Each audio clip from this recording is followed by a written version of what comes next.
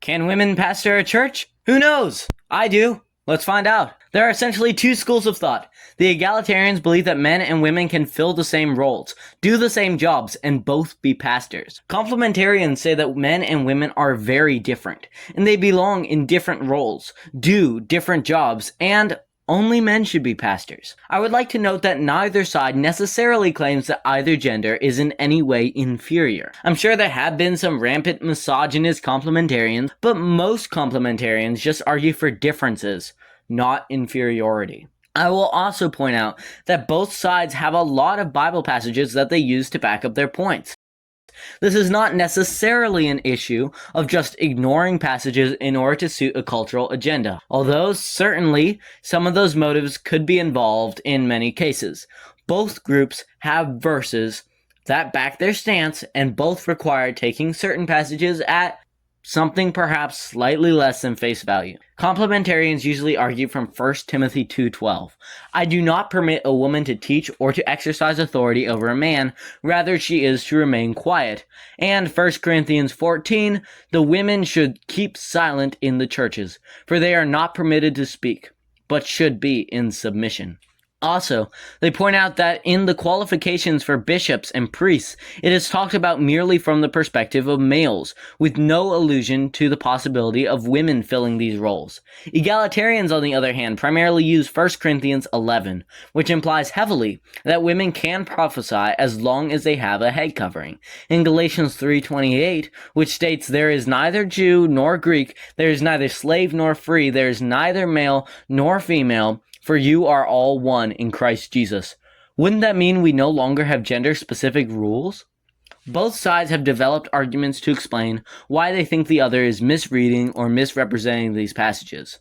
Complementarians say that the Galatians passage is about everyone being united, not everyone being the same. It means that we are all Christians first and foremost, not any one of these individual roles. However, that does not mean that we are all the same. It means that we are a body that functions as a cohesive whole with many body parts that have many different functions. To use an analogy from elsewhere in the Bible, we're not just one big eye. We are a united whole body with many different, diverse parts that serve many different, diverse purposes.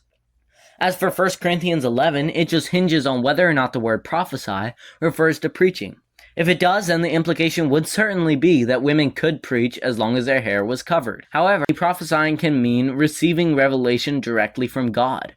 Just because a woman can't teach in the service doesn't mean she can't receive and deliver a divine message in general.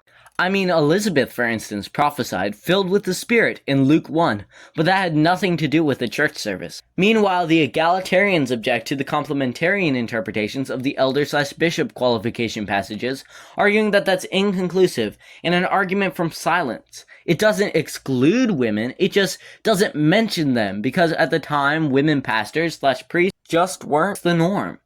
For the Corinthians and Timothy passages, they argue that Paul was just prohibiting questions during the service. The law here referenced was the Roman law, maybe, which had restrictions on women during the services. The wives should be quiet because they were more uneducated at the time, something that wasn't their fault. Ultimately, though, and this is the part where you'll hear my opinion, these can be easily put down. Paul would have just said that everyone should be quiet. There's no record of any such Roman law, and almost everyone was entirely uneducated, not just the women. In my opinion, 1 Corinthians 14 and 1 Timothy 2:12 are clear. We can't just excuse passages as conveniently only applicable to the churches they were written to.